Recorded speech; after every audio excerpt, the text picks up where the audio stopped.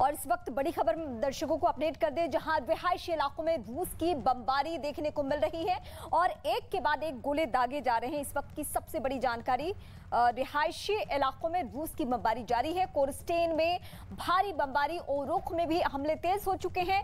रूसी हमले में कई घर मलबे में तब्दील और ये तबाही की वो तस्वीरें जो बीते 10 दिनों से आज 11वें दिन भी जारी है। यानी 10 दिनों की तबाही और बर्बादी और आज 11वां दिन, जहां आज भी रूसी सेना से यूक्रेनी पूरे ताकत से लोहा तो ले रहे हैं, लेकिन इस बीच जो शहर की, जो इलाकों की, जो कस्बाई इलाकों की तस्वीरें हैं वो आप देखिए, जहां तबाही ही तबाही।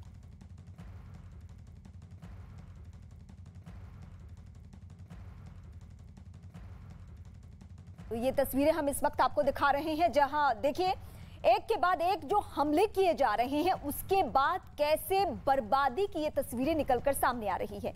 ये एक्सक्लूसिव तस्वीरें आपकी टीवी स्क्रीन पर है, जहां यूक्रेन के किसी भी हिस्से में चले जाइए इसी तरीके की बमबारी हो रही है। रूसी हमले में तबाही ही तबाही और ये जो मंजर है ये बेहद खौफनाक है, क्योंकि आने वाले वक्त में भी इसको संभालना, इसको पहले के तरीके से करना, ये सबसे बड़ी चुनौती। लेकिन इस बीच रूस का अमेरिका पर बड़ा आरोप, इस वक्त अमेरिका पर यूक्रेन की मदद का आरोप लगा रहा है, परमाणु हथियार बनाने में मदद का आरोप लगाया जा रहा है, क्योंकि अब ये लड़ाई कहां तक पहुंची आप खुद समझ सकते हैं। इस बीच रूसी मीडिया के हवाले से ये खबर है जिसको हम अपडेट कर रहे हैं। रूस का अमेरिका पर इस वक्त बड़ा और सनसनीखेज आरोप इस तरीके से आप समझ सकते हैं, क्योंकि सीधे आरोप लग रहा है परमाणु हथियार बनाने में मदद का आरोप। इस वक्त की सबसे बड़ी खबर रूसी मीडिया के हवाले से यह खबर चल रही है।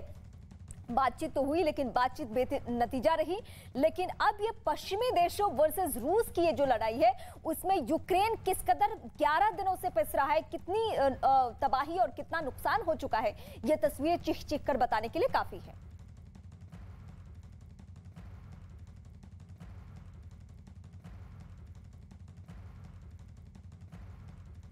खेरसौन में घुसी रूस की सेना, लोगों ने रूसी सेना को रोका है, रूसी सेना के टैंक पर कब्जा कर लिया है आम लोगों ने। और ये खेरसौन का वो इलाका जहां पे रूसियों ने ये दावा किया, रूसी सेना ने ये दावा किया कि हमारा कब्जा हो चुका है। लेकिन इस बीच जो कब्जे वाले इलाके में भी रूसी टैंक पर आप देखिए, वहां के नागरिक ने चढ़कर वहां हाथों में झंडा लिए वहां पे कैसे कदम आगे बढ़ाया और रूसी टैंक पर कब्जा किया। यानी सिर्फ यूक्रेनी सेना नहीं लड़ रही है इस युद्ध को, बल्कि जो आम लोग हैं, जो यूक्रेन के बाशिंदे हैं, उनके जहन में भी है कि उन्हें हर हाल में अपने यूक्रेन को जाने नहीं देना। रूस से जंग पर यूक्रेन का इस वक्त बड़ा दावा, रूस के 11,000 सैनिक मारे गए हैं, रूस के 285 टैंक तबाह करने का दावा, 44 लड़ाकू विमान मार गिराने का दावा किया गया, 48 हेलीकॉप्टर तबाह करने का दावा। और जाहिर सी बात है कि अगर युद्ध 11 दिन तक खिंच रहा है तो यूक्रेनी सेना ने यह कदम उठाए हैं तभी यह युद्ध लंबा खिंच रहा है, वरना अगर तबाही नहीं हुई होती तो आप समझ सकते हैं कि 2 से 3 दिनों में ही रूस कब्जा कर चुका होता, तख्ता पलट हो चुका होता। लेकिन नहीं, यूक्रेनी सेना जितनी भी ताकत है, जितनी भी क्षमता है और जो भी मदद उनको बाहर से मिल रहा है, उसके आधार पर वो कदम उठा रहे हैं। और कदम उठाने का ही नतीजा है कि आज ये आंकड़ा रूस को लेकर, रूसी सैनिकों को लेकर इस जंग से जुड़ी हुई जो तस्वीरें हम आपको दिखा रहे हैं और जो रूस के 11,000 सैनिक मारे जाने का दावा है, वो यूक्रेन का इसलिए भी है क्योंकि 11 दिन तक वो युद्ध के मैदान में टिके हुए हैं। रूस और यूक्रेन के बीच युद्ध का आज 11वां दिन है। यूक्रेन के कई शहरों में रूस की सेना के हमले जारी हैं, तो यूक्रेन की सेना भी रूसी सेना को मुंहतोड़ जवाब दे रही है। रूस की ओर से यूक्रेन के कई शहरों में बमबारी और मिसाइल हमले हो रहे हैं और यूक्रेन के शहरों में तबाही की तस्वीरें, रूसी हमलों की गवाही।